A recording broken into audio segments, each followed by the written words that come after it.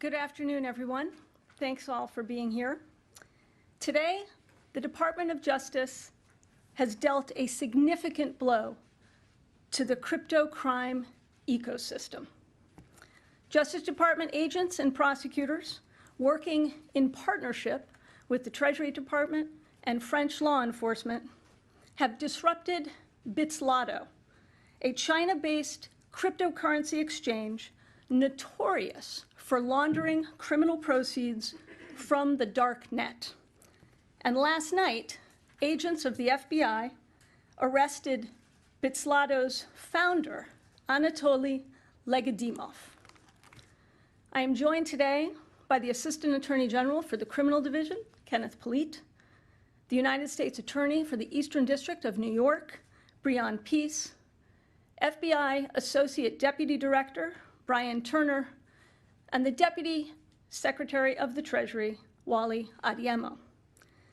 Today's law enforcement actions put all of those who seek to exploit the cryptocurrency ecosystem on notice that the Department of Justice will use every tool, working along with our partners, every tool that we have to attack the criminal use of the dark net and cryptocurrency.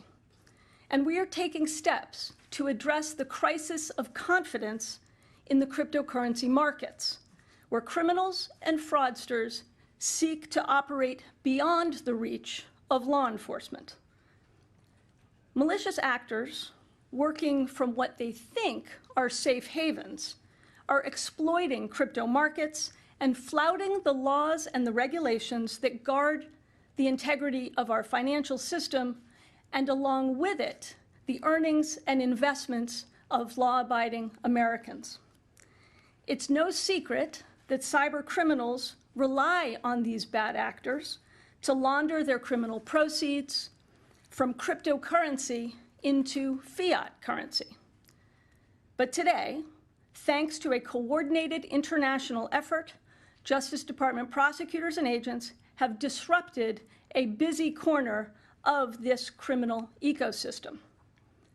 Last night in Miami, FBI agents arrested Legadimov, a Russian national and the founder and majority owner of Bitzlato, a Hong Kong-registered cryptocurrency exchange. The charges allege that he operated Bitzlato as a high-tech financial hub, as he put it, that catered to, quote, known crooks. Bitzlato failed to implement safeguards required by U.S. law, safeguards that enable law enforcement to detect and to investigate financial crimes. Instead, Bitzlato facilitated the transmission of hundreds of millions of dollars in illicit funds, fueling darknet marketplaces, and laundering the proceeds of ransomware attacks. For example, as alleged, Bitzlato was a crucial financial resource for the notorious Hydra darknet market, the disruption of which I announced from this podium last April, at that time with our German partners. Now, Hydra was the world's longest-running and largest darknet marketplace, responsible for 80% of the world's darknet transactions. Together, Hydra and Bitzlato formed a high-tech axis of crypto crime. Hydra buyers funded illicit purchases of illegal drugs, stolen financial information, and hacking tools from crypto accounts hosted at Bitzlato. And sellers of these illegal goods and services at Hydra sent criminal proceeds to accounts at Bitzlato, all to the tune of over $700 million in direct and indirect transfers between 2018 and 2022. Now, I've said before that we would go after the entire ecosystem that allows cyber criminals and illicit actors to flourish. Today's action against Bitzlato, as with the disruption of Hydra, reflects another critical step in executing on that strategy. At the time of Legedimov's arrest, and continuing into the early hours of this morning, the department's international and domestic partners engaged in a coordinated campaign of disruption. That campaign includes law enforcement actions in multiple European countries, the seizure of Bitzlato's servers, and enforcement actions by the Treasury Department here in the United States. These actions show not only the broad scope of the defendant's alleged crimes, but also the international net dropped by law enforcement to stop him and his business partners. With these actions, today marks the end of the Hydra Bitzlato crypto crime axis. We've also busted the business model of the cyber criminals that Bitzlato supported. And coordinated operations like these against Bitzlato, using all tools and designed for maximum impact, are the linchpins of international success against cybercrime.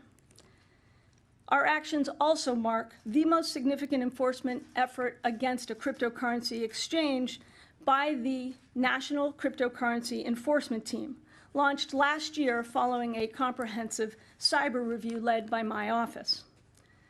To all of those exploiting the cryptocurrency ecosystem to enable crypto crime, we have a clear message. We will not only target hackers, fraudsters, and criminals that mask their profits in cryptocurrency, we are also unleashing the full force of the Department of Justice on the illicit actors and entities that support cyber criminals, like Legedimov and Bitzlato. Operating offshore or moving your servers out of the continental US will not shield you. And whether you break our laws from China or Europe or abuse our financial system from a tropical island, you can expect to answer for your crimes inside a United States courtroom. I want to thank the agents, analysts, and prosecutors who worked diligently to investigate this case. And finally, a tremendous thanks to our foreign partners and the Treasury Department for their collaboration in this and other cryptocurrency and cybercrime cases. And now let me turn the podium over to Assistant Attorney General Polite.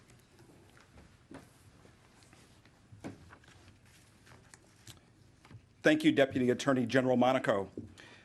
When the department announced the creation of the National Cryptocurrency Enforcement Team in late 2021, we set forth the blueprint on how INSET would work to disrupt criminal abuse of the cryptocurrency ecosystem. We named Eun-Young Choi, an accomplished leader on cyber and cryptocurrency issues, and a seasoned department prosecutor to be INSET's first director.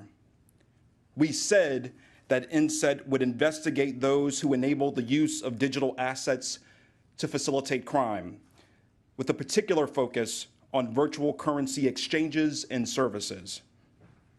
And we said that INSET would enhance the department's collaboration with domestic and foreign partners in aggressively investigating and prosecuting crimes involving cryptocurrency. Today's actions against Bitzlato, the first public enforcement action led by INSET, are precisely what we had in mind. As the Deputy Attorney General described, Bitzlato is a cryptocurrency exchange that allegedly facilitated illicit activities by making it easier for bad actors, including ransomware groups and dark web drug pushers, to conceal their identities and profit from their misconduct. Bitzlato accomplished this in part by flouting key requirements of anti-money laundering programs and helping criminals hide their transactions behind the anonymity of the blockchain. But today, Bitzlato's co-founder and senior executive is in handcuffs here in the United States. And agencies around the world have taken strong action to ensure that Bitzlato can no longer facilitate crime. None of this would have been possible without strong partnerships on the domestic and international levels, between INSET, other parts of the Criminal Division, the U.S. Attorney's Office in the Eastern District of New York, and the stellar teams of FBI agents, between U.S. law enforcement and our counterparts in France, and between the department and our colleagues at FinCEN.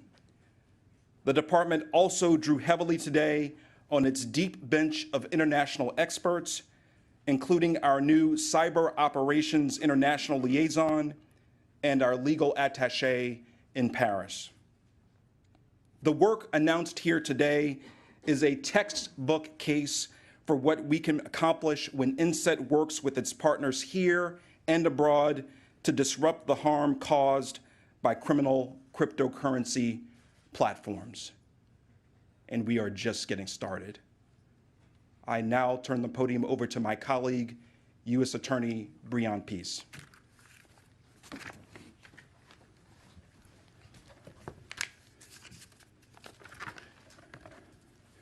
Thank you, Assistant Attorney General Polite.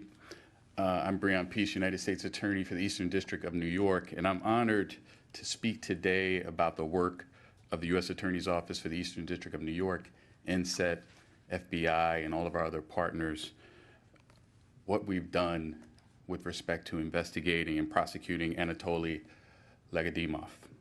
Today, my office unsealed charges against Legadimov for operating Bitzlato, as you've heard, a cryptocurrency exchange whose stock in trade was that it allowed users to open accounts with minimal identifying information. The result was that Bitzlato became a safe haven for criminals, including drug dealers and ransomware groups. They knew that when the police traced their funds to Bitzlato, Bitzlato would not be able to turn over its users' true identities. The defendant, who is Bitzlato's majority shareholder and sat atop of its organizational chart, knew full well about these violations. Bitzlato's executives communicated on their encrypted chat system about the proliferation of drug dealers on their exchange and the way that their policy of collecting no identifying information had brought on a flood of, in their words, quote, dirty money, end quote. Bitzlato conducted its business in a brazenly lawless manner that is directly at odds with the rules of honesty and integrity that must govern the financial marketplace. To anyone who still believes that they can hide from the law by using cryptocurrency, this prosecution should put that illusion to rest. Although this was a global crime, its effects reverberated in the Eastern District of New York. Bitzlato did business with individuals residing in our district. It accepted connections from computers in our district, and the defendant was continuing to administer his company from the moment he stepped off a plane at John F. Kennedy Airport in Queens, New York, last October. Now, my office, the Eastern District of New York, is at the forefront of cryptocurrency prosecutions, and this case continues a string of recent prosecutions in this space. Just 2 weeks ago, we charged a developer of NFTs with defrauding its customers in a rug pull scheme. And last month, we charged 4 individuals located in the United States and Canada with sending tens of thousands of dollars worth of cryptocurrency to aid ISIS.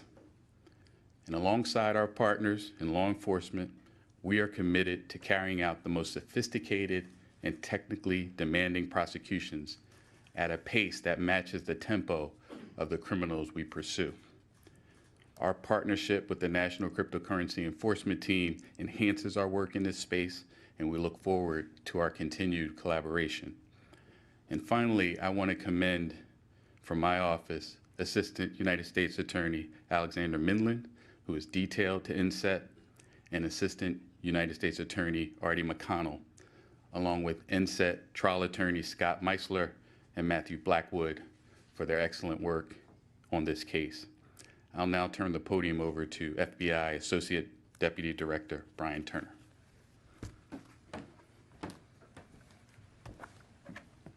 Thank you, Breon. I am pleased to represent the FBI here today as part of this announcement of the arrest of Anatoly Legadimov.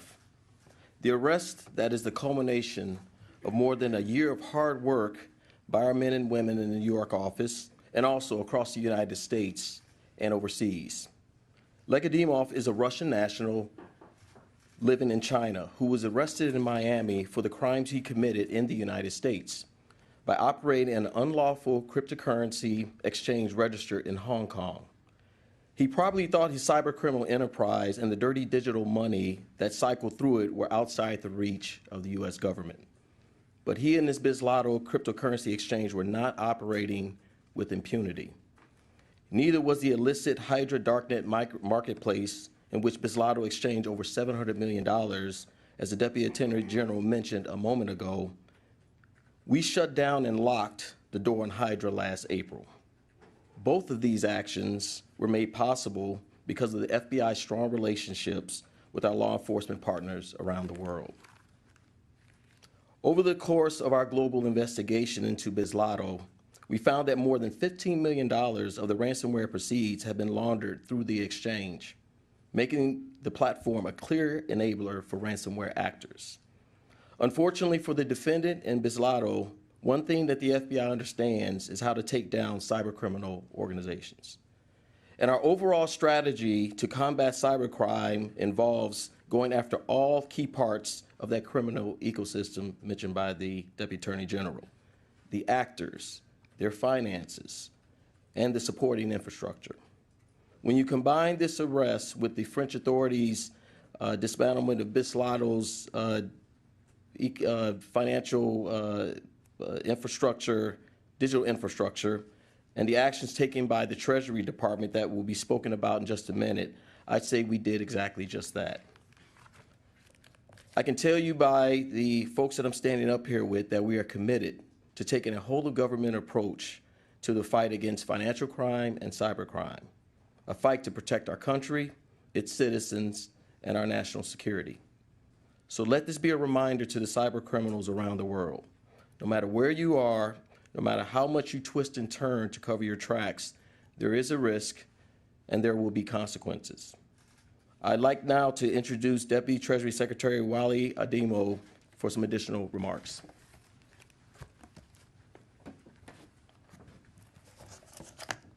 Let me start out by thanking the Deputy Attorney General for her leadership on this set of issues and for the work that is being done here at the Department of Justice, and to thank our colleagues at the Department of Justice for being such great partners, not just on this action, but on going after this ecosystem more broadly. I think that in addition to thanking our colleagues here, I want to thank the talented men and women at FinCEN for using a new set of authorities that Congress gave us to go after illicit financial action in Russia so quickly and to do it so effectively. One of the things that those people in this ecosystem count on, those who are cyber criminals that work globally, is that they will be able to escape prosecution in the United States or in any other jurisdiction because of a lack of coordination. What today's action actually proves is that is not the case. Working closely with French authorities, we've taken an action here that should demonstrate to cyber criminals around the world that we will work in a global, consolidated fashion to take action against them, to protect our citizens, and to protect the global financial system. Today, as part of the U.S. government's action against the virtual currency exchange Bitzlato, Treasury's Financial Crimes Enforcement Network has taken steps that expose and disrupt Russian cyber criminals and their enablers. FinCEN is officially identifying Bitzlato as a primary money laundering concern in connection with Russia's illicit finance. Bitzlato has repeatedly facilitated transactions for Russian-affiliated ransomware groups, including Conti, a ransomware as a service group that has links to the Russian government and to Russian-connected darknet markets. 2/3 of Bitzlato's top counterparties are associated with darknet markets or scams, and Bitzlato received virtual currency worth almost $500 million from illicit activity between 2019 and 2021.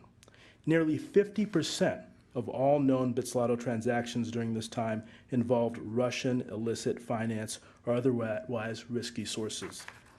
Bitzlato is particularly active in facilitating illicit activity, but it is ultimately part of a larger ecosystem of cyber criminals that are allowed to operate with impunity within Russia. It is well known that Russia is a haven of cyber criminals, where the government often enlists them for its own malicious purposes. The majority of ransomware incidents reported to FinCEN in the second half of 2021, for example, were conducted by Russia-related cyber ransomware actors. At a time when Russia is waging a brutal and unjustified war in Ukraine, and as it seeks to circumvent sanctions and governance controls to fill its coffers and sustain its violence, we will not tolerate criminals' enterprises that enrich Russia's malicious interests. Because of its significant operations in and connection to Russia and Russian illicit finance, Bitzlato threatens U.S. national security, the integrity of the U.S. and international financial sector, and business and institutions worldwide. Identifying Bitzlato as a primary money laundering concern effectively renders the exchange an international pariah. It imposes special measures on covered financial institutions, prohibiting them from transmitting funds to or from Bitzlato, or from any account or wallet administered by or on behalf of Bitzlato. Treasury's actions today sends a clear message that we are prepared to take action against any financial institution, including virtual asset service providers, with lax controls against money laundering, terrorist financing, or other illicit finance. And we will not hesitate to expose and hold accountable virtual asset service providers, darknet markets, or anyone else facilitating cyber criminals using this new authority or other authorities within the Treasury Department. And we look forward to doing this in coordination and collaboration with our colleagues here at the Department of Justice. Thank you. All right, with that, I think we'll take some questions. CNBC, Eamon, why don't you kick us off? Yeah, thank you. Two questions if I could. I mean, the first one is, Legedimov is a Russian national who lived in China, was operating there. What was he doing in Miami, which obviously puts him at risk of being picked up by the FBI? And the second question I have is, what are you learning so far about Bitzlato's customer base who was using this exchange? And are you seeing any overlap between the other big exchange, which is in the news lately, which is FTX? So I'll start off on your first question. Don't really have anything more to say about Mr. Legedimov's activities in Miami, other than the fact that in the early morning hours he was arrested by agents of the FBI, and we're going to take it from there. And can you repeat your second question? The second question is, what are you learning about the customer base of Bitzlato, who is using that service? I think Wally Adiemos talked about that a little bit a second ago, and whether you're seeing any overlap between that customer base and the customer base at FTX, which obviously is in the news right now. Well, I'll start and see if either Kenneth or the U.S. Attorney want to make any additional comments. I'm not going to speak to the ongoing investigation and matter regarding FTX, but as alleged in the court papers unsealed today, and as referenced by the U.S. Attorney, Bitzlato was being used by a host of cyber criminals to form, as I noted, this high-tech axis of crypto crime, used to launder funds, used to buy and sell and host the wallets of those buying and selling illicit goods. But let me see if either the Assistant Attorney General or the U.S. Attorney want to add. Just to second the comments from our Deputy Attorney General, I would simply note that the defendant here has been charged in a criminal complaint. There is always a possibility that additional charges may follow, and in particular, our investigative efforts continue both here and abroad. All right. Sadie, Wall Street Journal. Hi there. This question's for the deputy. These questions are for the Deputy Attorney General. I'm wondering what message these coordinated actions should send to the broader crypto markets, and if there is any sort of geopolitical significance to the fact that he was living in China, but was a Russian national. And also, while we have you up here, I am hoping that you might say whether you anticipate your specials counsel investigations will be wrapped up by the end of the year when the midterm election cycle is in full swing. Well, on your second question, I've got no predictions to make and nothing to add to what the Attorney General announced last week. And on your first question, I think what today's actions really show is, one, we will work in a coordinated and a collaborative fashion with partners here in the United States and more broadly all around the globe to root out those who seek to exploit the cryptocurrency markets, those who seek to find safe haven in countries, whether they're Russia, whether they're China, whether they're places in Europe, and that there is no place that is beyond the reach of U.S. law enforcement and our partners. Daphne from Reuters, one of our friends from Treasury. Thank you so much. Did you find any link between Bitzlato and Russia's conflict in Ukraine? And did Russian actors use Bitzlato to circumvent sanctions imposed as a result of the conflict in Ukraine?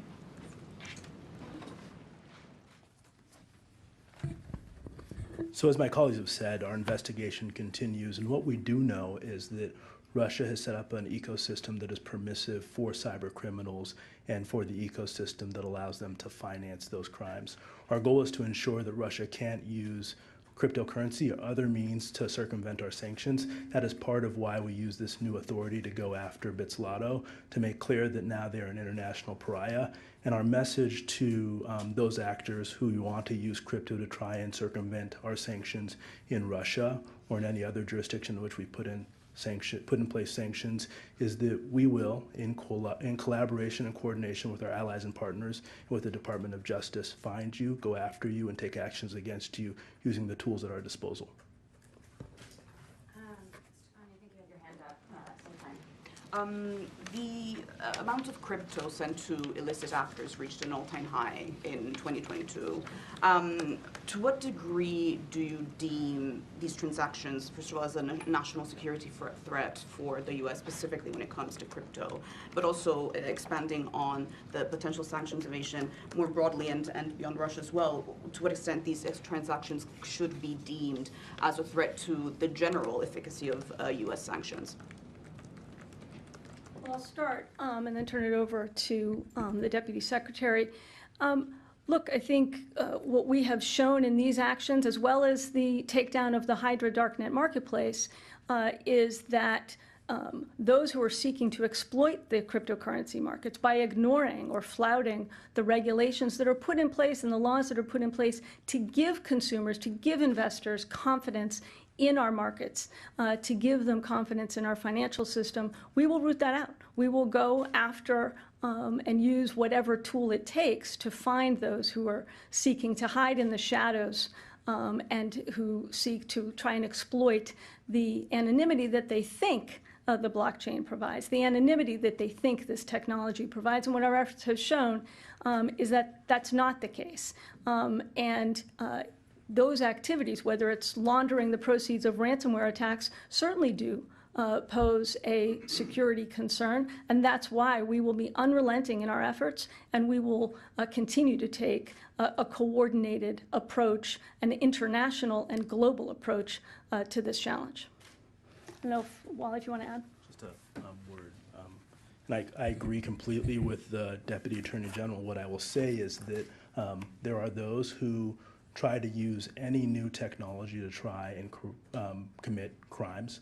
And here, cyber criminals are attempting to use new technology when it comes to virtual assets.